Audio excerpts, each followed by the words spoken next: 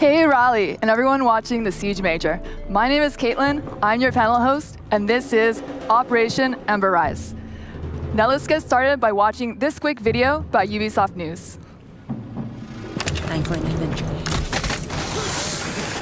Operation Ember Rise is bringing that super hot fire to Rainbow Six Siege with 2 new operators and a newly reworked map.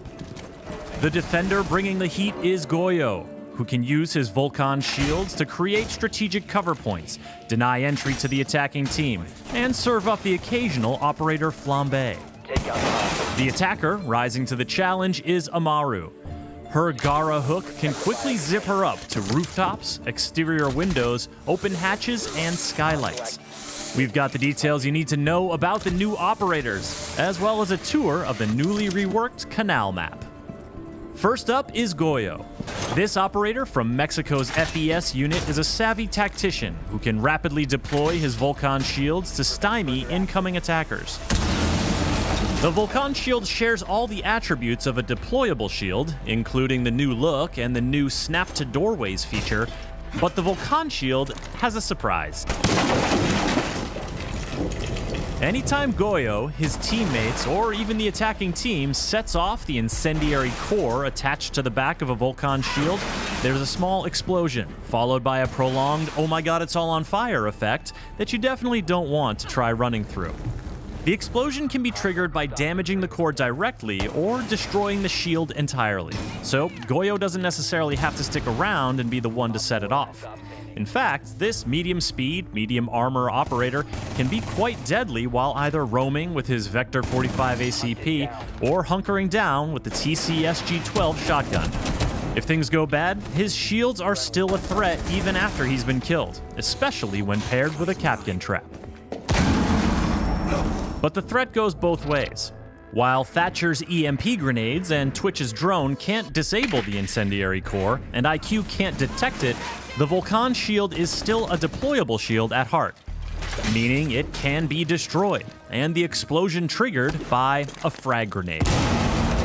Or Ash's breaching round. You could also use Zophia's impact grenade, or Sledge's hammer. This is fine. On top of that, anyone with a clear line of sight to the incendiary core can set it off, meaning a poorly placed Vulcan shield can work against the defending team. The goal with Goyo is to leverage the power of the Vulcan shield and deny entry to enemies at critical moments, or simply buy your team some time early on. When the attackers are pushing, or when the round is coming to an end, trigger your Vulcan shields to keep them away from the objective or cover your flank. A well-timed Vulcan explosion can be the difference between lighting up the scoreboard or going down in flames. While Goyo seeks to impede the movement of his enemies, the Peruvian attacker Amaru can get around the map like no operator before. This is her Gara hook, and it lets her zip to any repellable ledge or window to quickly position herself where defenders aren't expecting her to be. And once she's inside the building, the Gara hook lets her travel up through open hatches and skylights. That's a first for Rainbow Six Siege, and defenders will have to adjust their strategy accordingly or pay the price. When it comes to choosing your destination, the Gara hook makes it easy, clearly showing what it can or could grapple to. You can't grapple to something that's too far away or too far below your position, but you can use the hook for horizontal traversal, as long as you're entering a window. Once inside a building, you can't target anything but open hatches and skylights. While the hook will instantly break a wooden barricade on a window, a castle barricade will prevent you from even targeting it. And a closed hatch will need to be opened before you can ascend through it. Amaru's Supernova or ITA-12S shotguns will come in handy if defenders leave those hatches unreinforced. This makes Gara hook entry a bit noisy, so team communication and good droning are all the more valuable. Amaru doesn't pull her gun up until landing from the grapple, so she's completely vulnerable to Kapkan and frost traps lying in wait, not to mention any defenders who may have heard her entry coming. Operators who can give her a quick buff, like Finka, or use their gadgets to distract defenders, like Ying or Dokebi, are strong pairings for Amaru.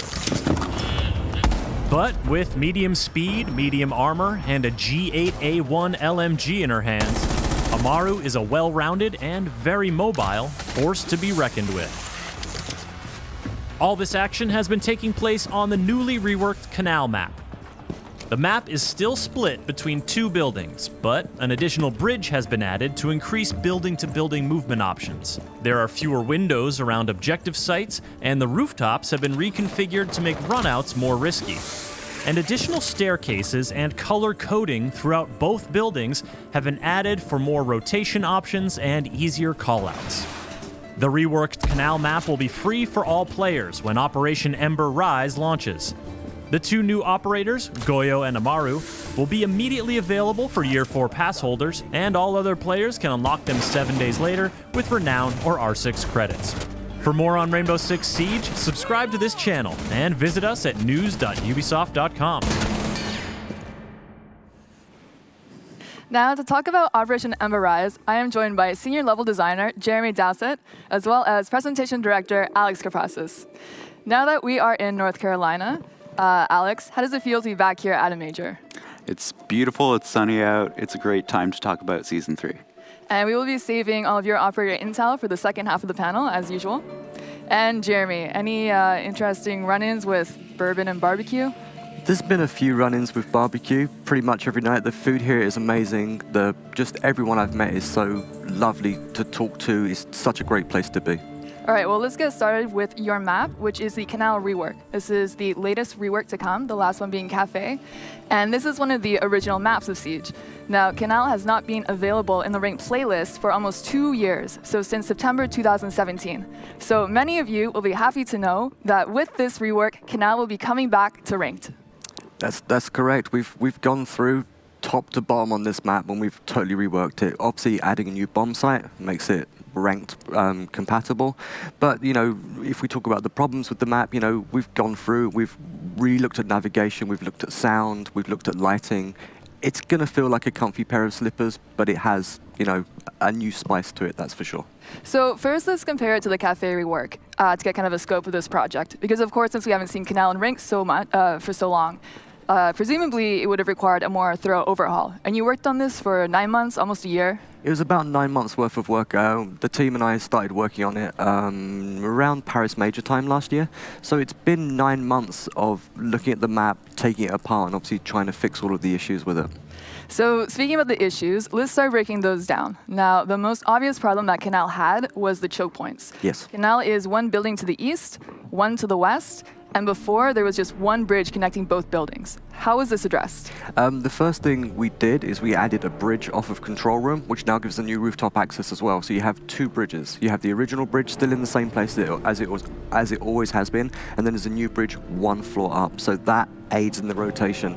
The other thing we did is we went through and we added stairs. We know that 2 sets of stairs or 2 flights of stairs are always much better than 1 flight of stairs. So we've added an extra set of stairs into both buildings. So now each building has 2 stairs, and of course the choke point has been pretty opened up in the middle. What's happened now is when you go and play, and obviously it comes out soon, it's much more of a roamer-friendly map, and the rounds play an awful lot more differently than they used to, because the way the rounds played was people would wait to the last minute and then they would basically just rush in and smoke or whatever. So now what you're going to find is people are clearing the building. They're actually going because they can actually get to the objective rather than waiting outside. All right, and then we should also talk about the other elephant in the room, which was the spawn peaks. One of your favorite things to address. After the closet window in Villa, sprint yeet the C4 towards fountains. I learned from that one quite well. So what we've done is we've gone through and we've looked at all of the runouts and the runout possibilities, and we've made sure that anyone that wants to run out will be detected before they get to the edge of the roof in most cases. So if you really have your heart set on running out, you still can, but you'll be detected, so it turns into more of a 1v1 scenario. It still can be done. Yesterday we were playing with a bunch of the creators, and they will run out on you, and they did, but it becomes a one-on-one. It's possible, but it's dangerous. Right, so it's a little bit more skill, which I think is what you're going for. Yes. All right, awesome. And then, of course, as you mentioned, Canal also received a lot of the same upgrades that the Cafe rework had, which is like sound propagation, destruction is a lot more clear now, lighting updates as well. The team went through and did an amazing job, the art team especially, going through and color coding the stairs. The sound team did a great job because it is a big map and there's a lot of doorways and windows. So we went through and we touched everything. There's a lot of line of sight floors now, so you can play you can defend from below. So it's actually really quite fun, and it's quite balanced. I enjoy playing it. I guess in your words, that our team actually went rogue. Yeah. I wouldn't say they went rogue. Yeah, they went rogue. So what happened is, as we've changed metrics over the seasons, basically we had to move all of the walls by 5 centimeters. That means they had to touch the shell anyway. And whilst they were rejinking the shell, they just went through and redid the entire thematics of the buildings, and it looks absolutely superb. And so we'll see when we're going through the map that when a wall is destructible, not only does it look destructible, but there are those markings on the ground, just for anyone who's new to the game or has kind of issues about looking for destructibility. So now what we're going to do is we are going to start breaking down every single bomb site on Canal. And we're going to start with the second floor. So are you ready to go through the entire map, Jeremy? I'm good to go.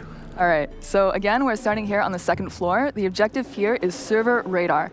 We're going to be spawning in at Sailboat, which is to the south, and we're going to be going straight there. So the spawn points in this map haven't actually changed at all. So there's still the 3 major spawn points, sailboats, floating docks, and construction.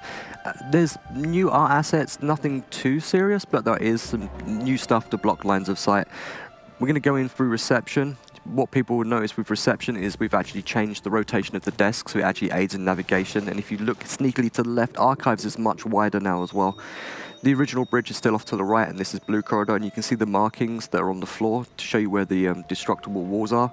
And then you go through, and you're going to come up a new area, which is printer stairs, which is a new rooftop access.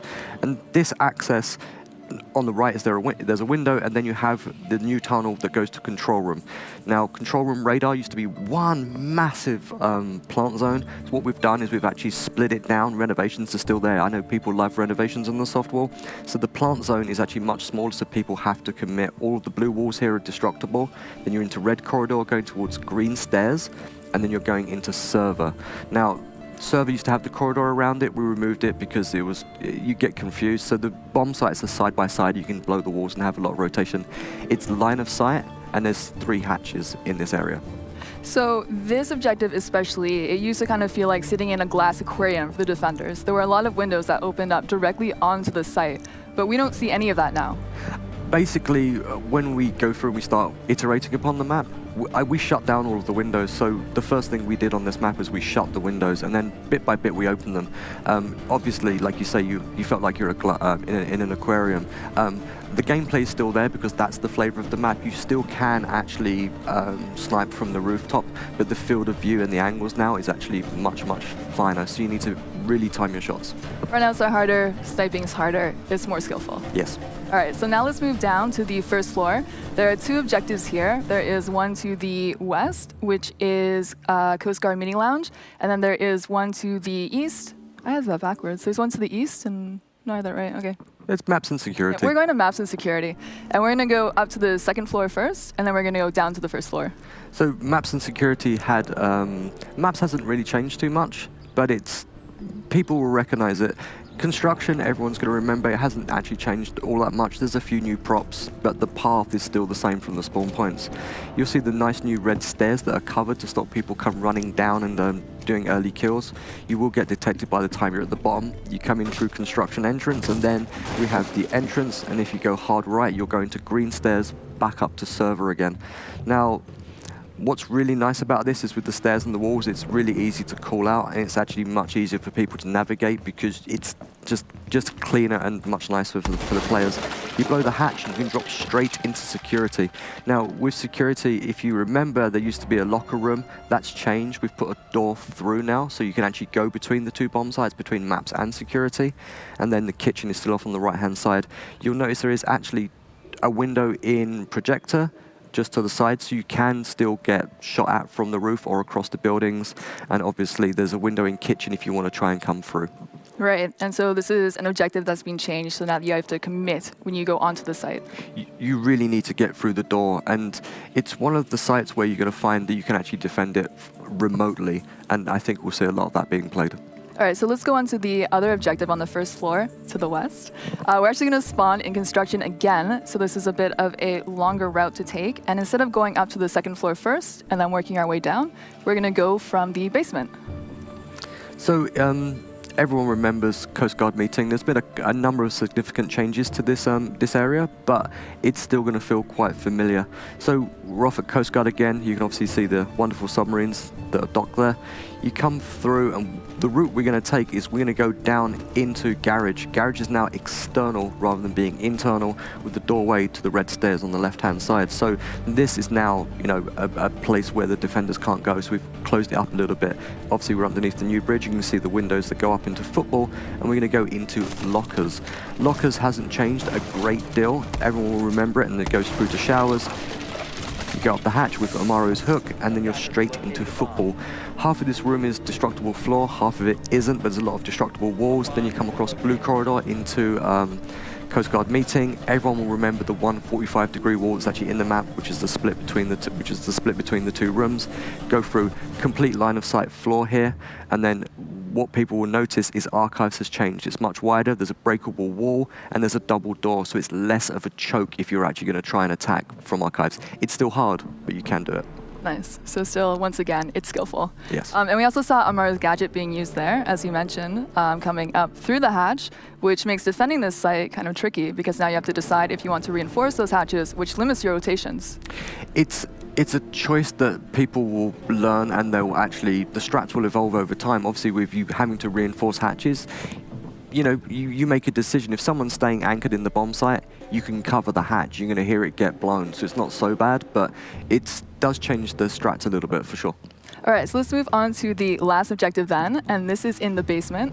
Now, the basement never had an objective before. Of course, this brings the total number to 4, making it ranked playlist compatible. For this one, we're going to start by spawning in the northwest at Floating Dock, and we are going to make use of a new tunnel to get on site.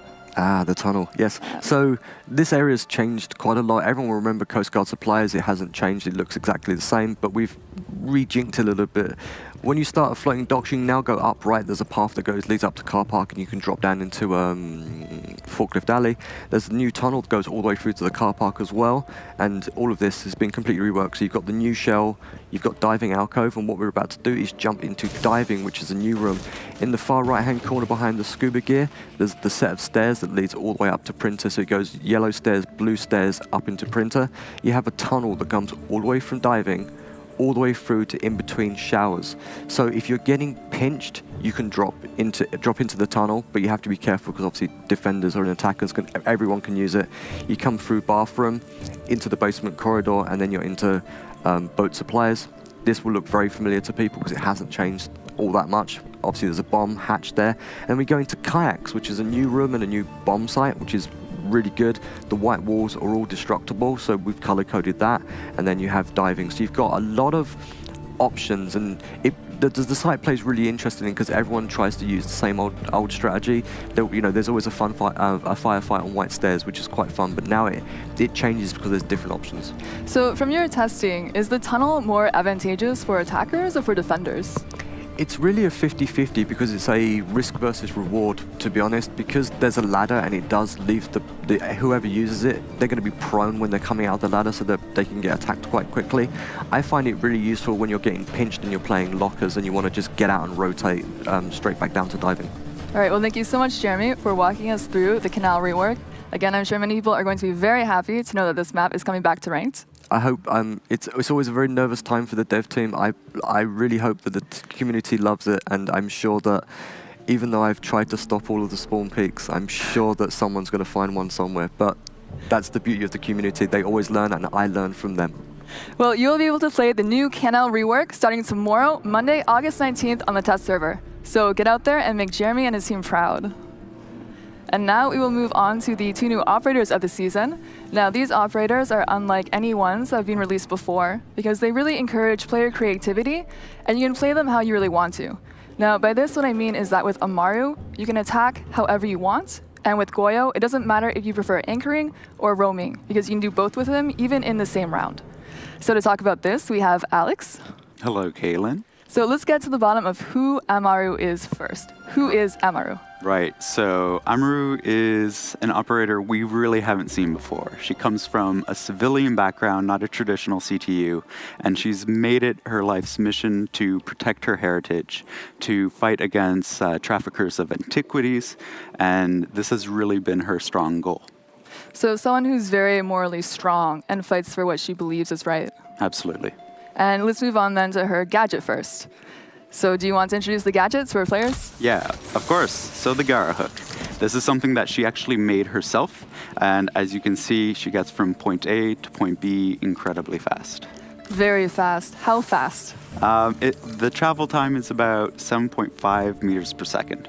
And we'll get into that a little bit later on. And so the hook outside, it works on ledges, skylights, windows, and inside it works on hatches. So she is the very first operator who can ascend up through hatches. Yes, and like Jeremy was saying before, this kind of changes things up now for defenders, whether or not you have to reinforce those hatches on defense.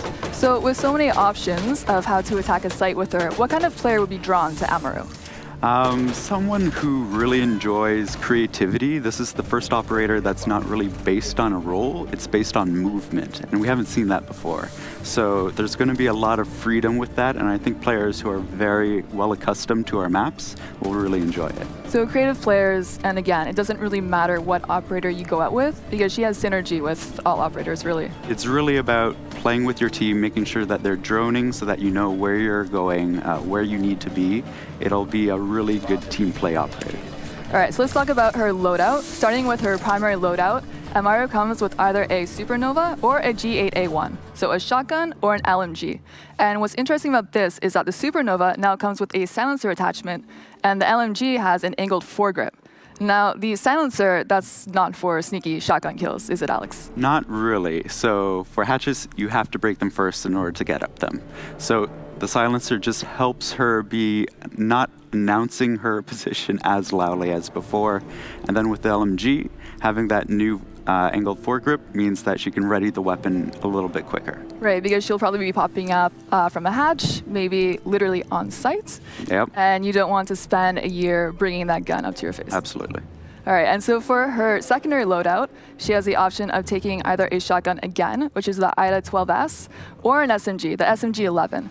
And what's great here is that even if you take the LMG for your primary, you still have the option of taking a shotgun so that you can still open up hatches, because they have to be opened up in order to use the Gara hook on them. Right, that's our designers just making sure that you have some options to play with and that everything fits with her kit. So her secondary gadget options are either breaching charges or a claymore. The claymore is really useful if you need someone to watch your flank. So if you're zipping around the map, going through hatches, and you're worried that a defender might follow you through the hatches, then it's useful to put down a claymore to warn you of that. Right, and if you want the breaching charge, this opens new ways to flank, to move through some of the jungle of a map to make sure that you get to the objective quickly. So both of them are good picks overall. Yeah, absolutely. All right, so then let's talk about what I'm sure people are waiting for, and that is how do you counter Amaru? And we'll first touch on the strongest counter to her, which is Castle. Castle, absolutely. He reinforces the windows so that an Amaru can't break it with just her gadget. She'll need help from a teammate, or if she wants to use a breaching charge on it, that would actually slow down incredibly a lot. And then after Castle, good picks against Amaru are trap operators. Yeah, so if the attacking team isn't droning, they're not checking what's beyond that window, what's beyond that hatch, Amaru could get stuck really easily. You just place them underneath those windows. And then a really strong counter to her is actually just map awareness and sound awareness. Right, so the design team spent a lot of time with this, making sure that the window is broken so that you can hear her reeling in. It gives a little bit of time for the defenders to anticipate this. And so if you have that one-on-one confrontation with an Amaru bursting through a window, usually the Amaru will lose 70% of the time just because of the noise she makes and the readying time of her weapon. So she is a very fast operator, as we mentioned. but you do have the ability to hear her when she's coming and do Right. something about it. Right, so it becomes important for an Amaru player to play smart, not too aggressive, and really use roaming and quick speed to pop up one place and disappear and re-move somewhere else. All right, let's move on to the second operator of the season then, which is Goyo. Who is Goyo, Alex? So Goyo has had a bit of a tragic past. He lost his father and his brother at a very young age. So it was his mother who raised him, and his mother's best friend, who actually happened to be Amaru. So Amaru took him under her wing, taught him everything he knows, and that's why they have such a close friendship. Yeah, I don't mean to add to the heat puns, but just looking at the graphics and everything, you can see that there's this like warmth between them and this connection. Yes, so we'll actually have more to tell about their friendship, and you'll see it more with the CG that we'll be releasing right before the season starts. All right, let's talk about Goyo's gadget then, which is the Vulcan shield. Right, so he gets 3 of these. These are the new deployable shields that will be dropping in the season as well. He attaches this canister that can be triggered by a ballistic or by an explosion, and it's really used to funnel attackers into one choke point, trigger it, and delay as much time as possible. So let's just touch on a few things about the shield. From the front, it looks like a completely normal deployable shield. Right, so already you have mind games where the attacking side sees the shield, they have to drone it out to figure out if it is a Goyo shield or not, and then they have to deal with it. Right, because if you started leaping over it, a defender could shoot it You'll up. be in trouble, yeah. And then, much like Mira's canisters on her black mirrors, anyone can shoot it. However, unlike Mira's black mirrors, Twitch drones cannot shoot the explosive on the back of it. Right, so electricity does not affect it. Right. So don't think that you're going to be getting those early phase prep kills. Right, that's specifically why the designers made sure that doesn't happen. All right, so let's talk about his loadout. Goyo has 2 options of very strong guns to pick. He can take either the Vector 45 or the TC-SG-12. Right, and so the shotgun actually comes with an ACOG, which means he can have very long lines of sight in triggering his canisters, and both weapons actually play well with his ability to either anchor or roam. Because his canisters are deployed by anyone, he can start out as an anchor and place those shields, and maybe he can rotate somewhere else, and the teammate can actually trigger the shield. Right, so that's a really good time to talk about how, with Goyo, you can be an anchor or a roamer with him, and you can make that decision mid-game, even in the exact same round that you're in. Right, and both his weapons work out super well with that. The Vector is a strong weapon either way, however you play it, and the shotgun too can be quite versatile. Especially with the ACOG, you can use that roaming. Yes, absolutely. And then for his secondary loadout, he has a pistol, which is useful for getting those vertical shots on his shield in order to set it off. Yep, it's just a good default standby to trigger those shields. Now for his secondary gadgets, his options are either C4 or impacts. Of course, impacts are great for roaming, but they're also good for setting up good angles on his shields on site, so that either he can hit them or a defender can hit them while he's off site. Right, so impacts can trigger the shields, and he can be a bit more protected without exposing his location. And then you have C4, which is, again, a great fragging tool that you can have in your kit. I'm sure some people would never dare take the impacts over the C4. Yep, and that's totally their choice. How you want to play Goyo is up to you. So let's talk about his counters then.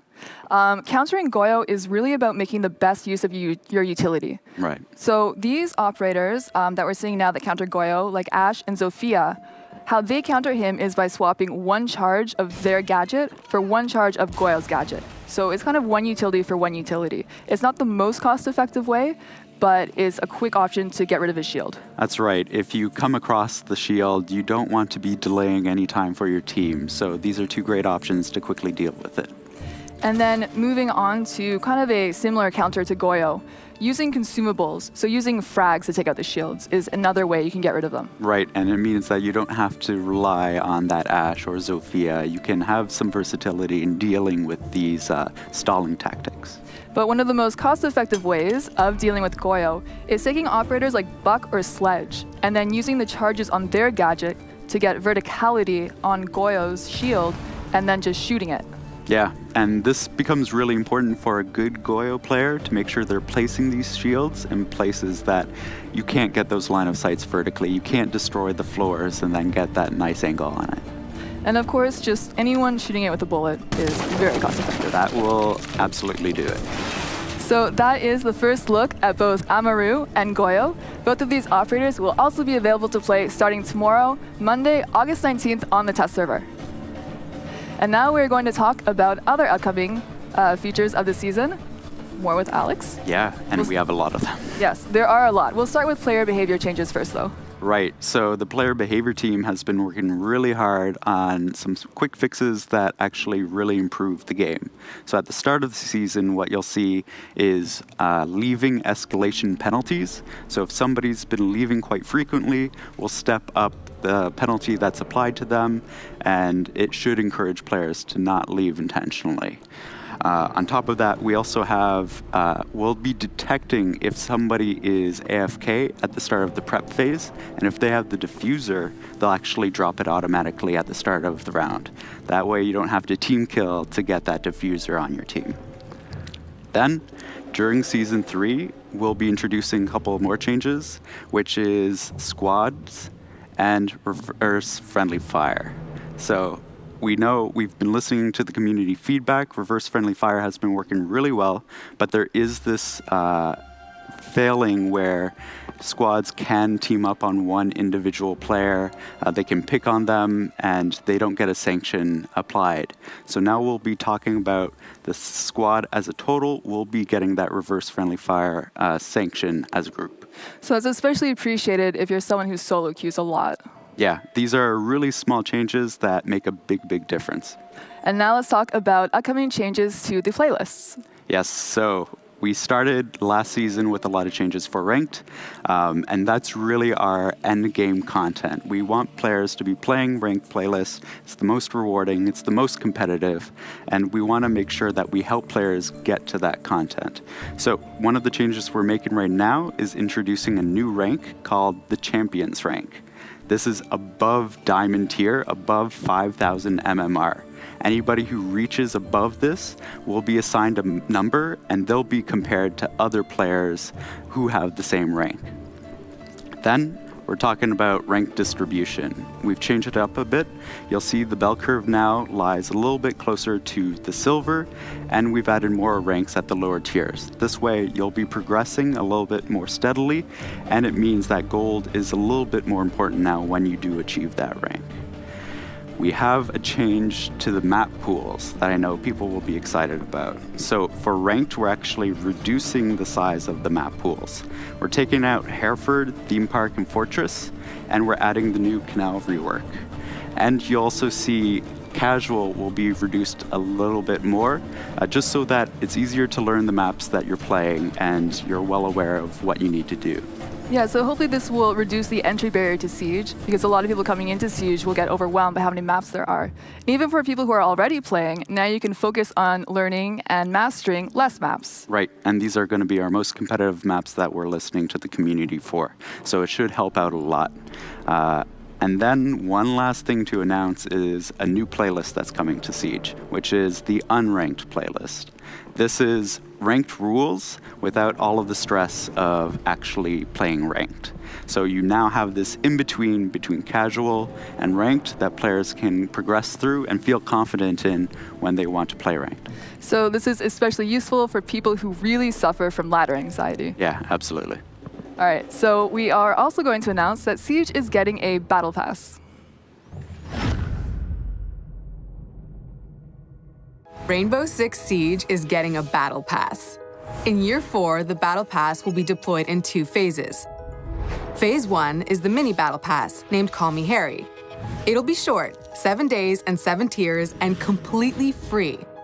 As you play, you earn battle points that unlock tiers and rewards. So the more you play, the more you earn. Upon completing the pass, you'll receive the unique Harry Chibi charm. Call Me Harry will be available during Operation Ember Rise. Phase 2 is coming in Season 4 this year.